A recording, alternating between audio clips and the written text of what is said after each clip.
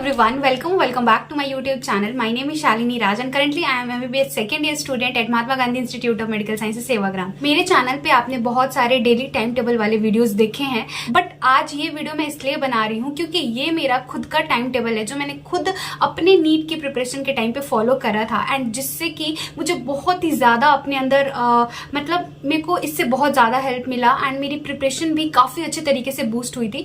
And ये time table मेरे को पर्सनली इसलिए भी पसंद है क्योंकि इसमें ना लास्ट के 2 महीने में मैंने लाइब्रेरी ज्वाइन कर ली थी एंड ये टाइम टेबल उन स्टूडेंट्स के लिए काफी ज्यादा हेल्पफुल रहेगा जो कि ऑनलाइन नीट की प्रिपरेशन कर रहे हैं, जो कि हॉस्टल में रह के नीट की प्रिपरेशन कर रहे हैं, अपने घर पे नहीं रह रहे हैं, मतलब थोड़ा होता है ना कंफर्ट जोन से बाहर निकल के।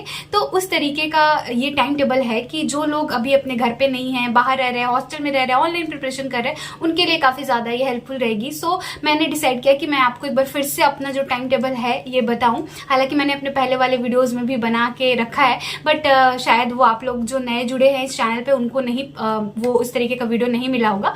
तो ये वीडियो आप सबके लिए है। मैं आपको इस वीडियो में यही बताना चाहूंगी कि लास्ट के 2 महीने में मैंने अपना जो टाइम टेबल है वो किस तरीके का बना रखा था एंड मैंने लाइब्रेरी कब ज्वाइन किया एंड लाइब्रेरी में किस तरीके से कितने घंटे का मेरा स्लॉट रहता था। तो ये सारी चीजें, ये सारी बातें इस वीडियो में होंगी।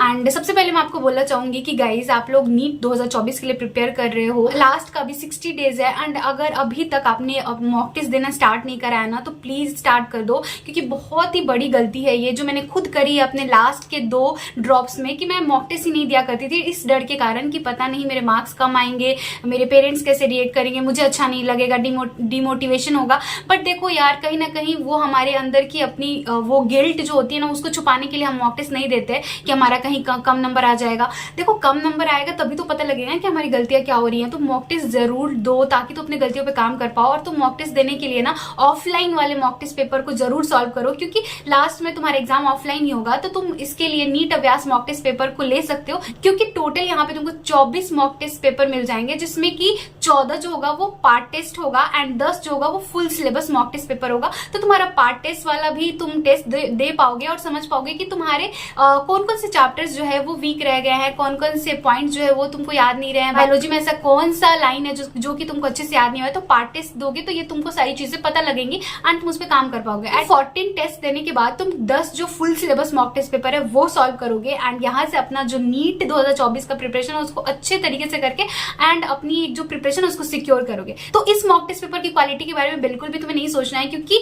इसको डिजाइन किया है नीट के टॉप एजुकेटर सी पाहुजा मैम ने। तो क्वालिटी बहुत ही बेस्ट रहेगी एंड इस मॉक टेस्ट पेपर में तुमको हर तरीके के क्वेश्चंस मिल जाएंगे जो कि नीट एग्जाम में पूछे जा रहे हैं एंड जो अपडेटेड एनएमसी ने जो भी सिलेबस प्रोवाइड किया है नीट 2024 के लिए वो तो उसके बेसिस पे इसको प्रिपेयर करा गया है। तो अगर आप लोग अभी तक मॉक टेस्ट पेपर नहीं लगा रहे हो ऑफलाइन मोड में तो प्लीज नीट अभ्यास मॉक टेस्ट पेपर ले लो एंड ये 24 मॉक टेस्ट पेपर को अटेम्प्ट करो एंड अपनी गलतियों पे अभी से काम करने स्टार्ट कर दो। लिंक मैंने डिस्क्रिप्शन बॉक्स में दे दिया है, go and check it out. सबसे पहले मैं तुमको बता दूं कि मैं ना अर्ली राइजर्स में से नहीं थी अपनी नीट प्रिपरेशन के टाइम पे। मैं रात को देर तक पढ़ने वालों में से थी। तो मैं रात में अगर तुम मेरे को बोलोगे रात में 2, 3, 4 बजे तक जग जाओ तो मेरे को कोई प्रॉब्लम नहीं होगी, मैं जग सकती हूँ। लेकिन सुबह कोई बोल दे कि 5, 6 बजे जग जाओ तो नहीं हो पाता था। मेरा जो डेली का शेड्यूल था वो सुबह के 8 बजे स्टार्ट होता था। मैं सुबह 8 बजे उठती थी, 8 बजे उठ गई, 8 से 9 जो भी डेली का काम हुआ, जो भी थोड़ा बहुत एक्सरसाइज है, जो भी मेडिटेशन, वो सब करके ब्रेकफास्ट करने के बाद मैं 9 बजे से पढ़ने बैठती थी। 9 से 1 मेरा पहला स्लॉट होता था एंड इस 9 से 1 के स्लॉट में ना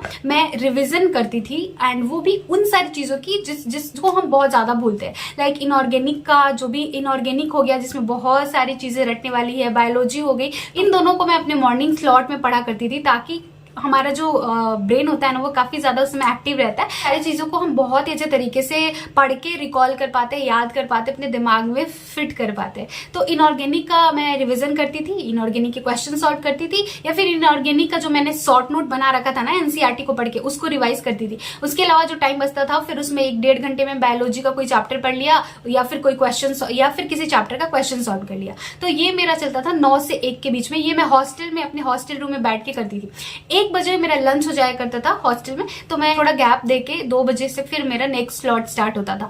तो ये 2 बजे से जो मेरा स्लॉट है ना, ये मैं अपने रूम में नहीं पढ़ा करती थी, मैंने लास्ट के 2 महीने में ना लाइब्रेरी ज्वाइन कर ली थी। एंड जो लोग भी अभी नीट की प्रिपरेशन कर रहे हैं ना, वो हॉस्टल में रहते हैं एंड उनके अगल बगल कहीं भी लाइब्रेरी है ना, देन आई विल रिकमेंड कि तुमको लाइब्रेरी ज्वाइन करना चाहिए। क्योंकि दिन रात एक हॉस्टल रूम में रहते रहते ना हमारा दिमाग एकदम से मतलब काम करना बंद कर देता है, और कहीं ना कहीं मतलब एक ही रूम में रहते रहते ना मन मतलब उब सा जाता है एंड पढ़ने में शायद हम उतना अच्छे तरीके से कॉन्सेंट्रेट नहीं कर पाते। तो आप लोग भी कहीं पे भी हॉस्टल में रह रहे हो एंड अगर आपके अगल बगल में लाइब्रेरी है तो प्लीज उसको ज्वाइन कर लेना अभी के लिए, लास्ट के 2 महीने के लिए। क्योंकि वहां तो एक तो लाइब्रेरी में तुमको पढ़ने वाला माहौल भी मिल जाएगा एंड अगल बगल लोगों को देख के भी तुमको काफी अच्छा लगेगा एंड थोड़ा वो होता है ना, माहौल चेंज होगा, इन्वायरमेंट चेंज होगा, तो अच्छा भी लगेगा अंदर से। ठीक है, तो मैंने लाइब्रेरी ज्वाइन कर लिया था। 2 बजे से लेके रात के 9 बजे तक ये पूरा टाइम मेरा लाइब्रेरी में जाता था। अब मैं बताती हूँ, देखो 2 बजे से लेके ना शाम के 6 बजे तक अगर मेरा कोई चैप्टर कंप्लीट नहीं था ना, मैं उस चैप्टर को वीडियो लेक्चर से करती थी। इसके अलावा मैं बायोलॉजी का कोई चैप्टर पढ़ती थी या फिर अपने नोट्स को रिवाइज करती थी, फिजिक्स और या फिर केमिस्ट्री के। फिर 6 बजे से 6:30 बजे तक मैं अपने आप को थोड़ा गैप दे देती थी, बाहर निकल के थोड़ा बहुत वो थोड़ा सा चेंजिंग हो जाता था। और उसके बाद 6:30 से मेरा फिर थर्ड स्लॉट स्टार्ट होता था। 6:30 से लेके वो 9 बजे तक रहता था, क्योंकि मेरा लाइब्रेरी का एंड टाइम जो था वो 9 बजे तक था। 6:30 से 9 बजे तक मैं क्वेश्चन प्रैक्टिस करती थी, फिजिक्स के हो गए या फिर केमिस्ट्री के हो गए, जो भी मेरे नोट्स के क्वेश्चंस है, PYQs है या फिर जो मेरे पास DPPs के क्वेश्चंस थे, यही सब मैं लगाती थी। और इसके अलावा मोस्ट इंपॉर्टेंटली, आपके पास अगर पहले के मॉक टेस्ट पेपर है तो उनको भी सॉल्व करिए। मॉक टेस्ट पेपर ऐसा नहीं होता कि एक मॉक टेस्ट पेपर को देने के बाद हम उसको रख देते हैं एंड दोबारा उसको उठा नहीं सकते। फिर आपको एक मॉक टेस्ट पेपर को कम से कम 3-4 बार लगाना है, तब तक लगाना है जब तक कि आपको उसमें के सारे क्वेश्चंस खुद से सॉल्व करने ना आ जाए। ठीक है, तो वो मैं सॉल्व करती थी। तो ये मेरा जो पूरा स्लॉट था ना, तो ये पूरा क्वेश्चन सॉल्व करने में जाता था। फिर 9 बजे लाइब्रेरी से वापस आने के बाद मेरा डिनर होता था। 9 से 10 के बीच में थोड़ा गैप रहा, डिनर कर लिया, उसके बाद फिर घर पे बात कर लिया। हॉस्टलर्स को होता है ना, तो घर पे बात करने का भी टाइम निकालना पड़ता है।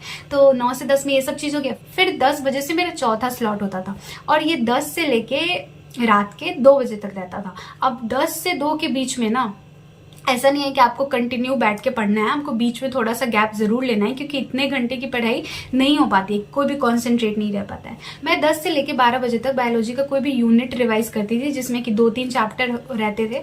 तो 2 घंटे में मैं कोशिश करती थी कि 3 से 4 चैप्टर मैं बायोलॉजी के रिवाइज कर पाऊँ NCERT से। तो वो बायोलॉजी का रिविजन चलता था, या फिर इसके अलावा किसी दिन मन किया तो क्वेश्चन प्रैक्टिस कर लेती थी बायोलॉजी का। ठीक है, फिर 12 बजे के बाद थोड़ा सा गैप लेती थी मैं। उसके बाद का जो स्लॉट रहता था उसमें मैं जितने भी मैंने शॉर्ट नोट बना रखे थे ना, फिजिक्स में, फिजिकल केमिस्ट्री में, इनऑर्गेनिक में, उन सारे शॉर्ट नोट्स को मैं एक बार देखती थी और उनको रिवाइज करती थी। देखो शॉर्ट नोट्स बहुत ज्यादा इंपॉर्टेंट है आपके लास्ट मोमेंट में ना। शॉर्ट नोट से ही आप ज्यादा से ज्यादा सारे चैप्टर्स को जल्दी जल्दी रिवाइज कर पाओगे। तो शॉर्ट नोट जरूर बना लेना। मैंने अपने प्रिपरेशन के टाइम में ना हर चैप्टर को पढ़ने के बाद सारे चैप्टर के शॉर्ट नोट्स बना रखे थे। तो इस 2 घंटे में मैं सारे अपने जितने भी चैप्टर्स मैंने पढ़े हैं, या फिर जो चैप्टर मेरा अगले मॉक टेस्ट में आ रहा है, उन सारे चैप्टर्स के शॉर्ट नोट को मैं इस टाइम में रिवाइज करती थी। क्या होता था कि मेरा पूरा का पूरा चैप्टर रिवाइज हो जाया करता था, सारे फॉर्मूलाज रिवाइज हो जाया करते थे एंड जो भी मैं भूल रही होती थी फिर वो एक बार ब्रशअप हो जाया करता था। उनमें से काफी सारे लोग होंगे जिन्होंने अभी तक लगभग 70 to 80% सिलेबस कवर कर लिया है, तो आपको ये वाला टाइम टेबल बहुत ज्यादा सूट करेगा। बिकॉज मेरा जब लास्ट का 2 महीना था ना, तो मेरा भी लगभग सारा सिलेबस हो गया था, 70 to 80% सिलेबस हो चुका था। तो मैं इस तरीके के ये वाले टाइम टेबल को फॉलो कर रही थी एंड इससे काफी ज्यादा हेल्प मिला। एंड लाइब्रेरी जाने से मुझे लगता है मेरी प्रोडक्टिविटी भी काफी ज्यादा बढ़ी थी, क्योंकि रूम पे हम पढ़ते तो है जरूर, लेकिन कहीं ना कहीं एक बोरियत सा होने लगता है एंड हमारा माइंड कहीं और चला जाता है। हम पढ़ने बैठे होते हैं बट दिमाग कहीं और रहता है, तो थोड़ा चेंजिंग होना भी काफी ज्यादा जरूरी है। तो वो चेंज के लिए आप लाइब्रेरी ज्वाइन कर सकते हो। तो ये मेरा पूरा शेड्यूल रहता था दिन भर का, और इस तरीके से मेरा 4 स्लॉट में मेरा पूरा पढ़ाई चलता था एंड इस तरीके से मेरी नीट की प्रिपरेशन लास्ट के 2 महीने में हुई। मतलब मैंने ये आपको एक आइडिया देने के लिए बता दिया कि हाँ इस तरीके से मेरा था, आप खुद का बना सकते हो अभी। और जहाँ तक जो लोग अभी बहुत ज़्यादा डिमोटिवेट हो रहे हैं ना कि लाइक नहीं होगा, 60 दिन बचा है, कैसे हो पाएगा यार, मानते हैं कि नीट में तुम्हारा सिलेक्शन नहीं हुआ, मानते हैं कि तुम नीट में टॉप रैंक नहीं लाओगे, लेकिन तुम अभी जहां पर भी हो ना उससे कहीं ना कहीं ऊपर ही जाओगे अपनी तरफ से, अगर मेहनत करना स्टार्ट कर दिया अभी भी तुमने तो इसलिए इतना सोच के उदास नहीं होना है कि नहीं कुछ होगा, गिव अप कर देते हैं, नेक्स्ट जॉब की तैयारी करते हैं। अरे अभी पूरा अपनी तरफ से एफर्ट्स लगा के तो देखो, अभी पूरा 2 महीने है, पूरा 60 दिन है, एंड इससे बहुत कुछ हो सकता है अगर तुमने अभी से मेहनत करना स्टार्ट कर दिया तो। सो चलो, इस वीडियो के लिए इतना ही, और कुछ भी पूछना चाहते होंगे तो मुझसे नीचे कमेंट सेक्शन में जरूर पूछना, एंड वीडियो अच्छा लगा होगा तो लाइक कर देना, चैनल को सब्सक्राइब कर लेना। से मिलते हैं नेक्स्ट वीडियो में। Thank you so much.